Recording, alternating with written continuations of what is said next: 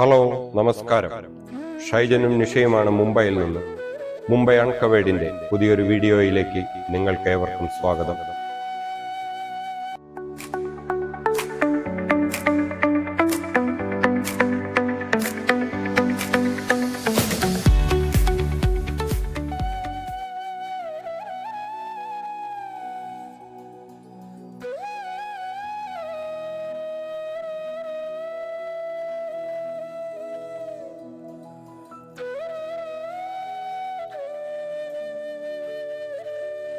ഭാരതം 79ാമത് സ്വാതന്ത്ര്യദിനം ആഘോഷിക്കുന്ന ഈ സുദിനത്തിൽ ഞാൻ നിങ്ങളെ കൂട്ടിക്കൊണ്ടുപോകുന്നത് രാഷ്ട്രപിതാവിന്റെ ഓർമ്മകൾ ഉറങ്ങുന്ന മുംബൈയിലെ ലാബർണം റോഡിൽ സ്ഥിതി ചെയ്യുന്ന മണിഭവനിലേക്കാണ്.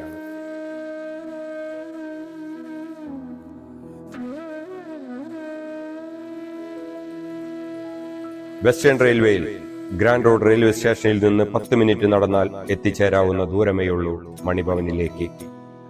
20 രൂപയാണ് എൻട്രി ഫീസ്. 1917 മുതൽ 1934 വരെയുള്ള 17 വർഷക്കാലം തന്റെ ലളിത ജീവിതത്തിനും സൂര്യൻ അസ്തമിക്കാത്ത സാമ്രാജ്യത്വ ഭരണത്തിന്റെ അവസാനത്തിനും സാക്ഷിയായ വീട്. ഇപ്പോൾ ഈ ഭവനം മഹാരാഷ്ട്ര സർക്കാരിന്റെ കീഴിൽ പ്രവർത്തിക്കുന്ന ഗാന്ധി മ്യൂസിയമാണ്.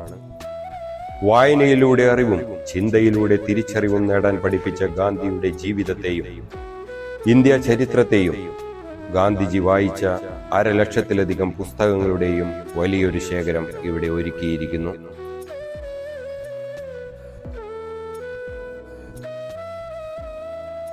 ₹1000 കൊടുത്ത് മെമ്പർഷിപ്പ് എടുത്താൽ ആർക്കും അവിടെയുള്ള ബുക്കുകൾ എടുത്ത് വായിക്കാനും ആവശ്യമെങ്കിൽ അനുവാദത്തോടുകൂടി കൊണ്ടുപോകാനും സാധിക്കും.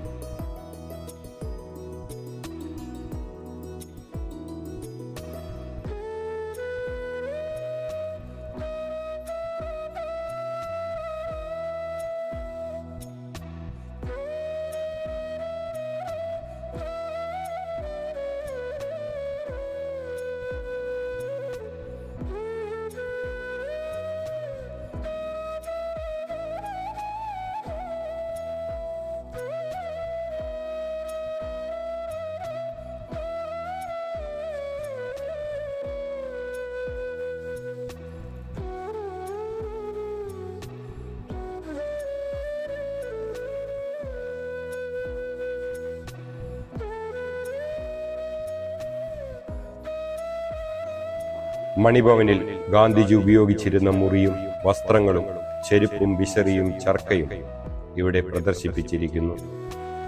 ഗാന്ധിജി ജയിൽവാസം അനുഭവിച്ചിരുന്ന സെല്ലിന്റെ മാതൃകയും ജയിലിൽ ഭക്ഷണം കഴിക്കാനും വെള്ളം കുടിക്കാനും ഉപയോഗിച്ചിരുന്ന പാത്രങ്ങളും വരെ വൃത്തിയായി സംരക്ഷിച്ചിരിക്കുന്നു. വിദേശികളടക്കം നിരവധി പേരാണ് ദിനം പ്രതി ഇവിടെ എത്തുന്നത്.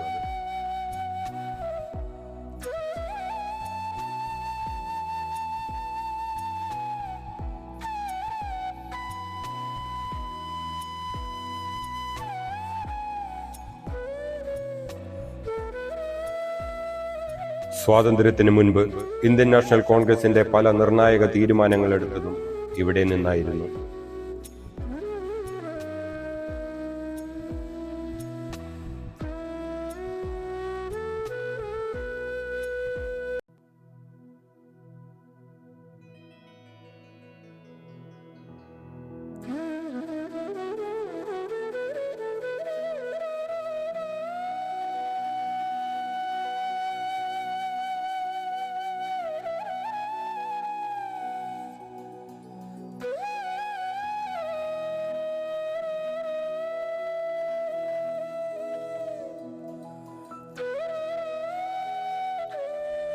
(1955) ഗാന്ധിജിയുടെ സുഹൃത്ത് രേവാശങ്കർ ജാവേരിയുടെ ഉടമസ്ഥതയിലുള്ള ഈ വീട് ഗാന്ധിജി സ്മാരകമാക്കി മാറ്റുകയായിരുന്നു.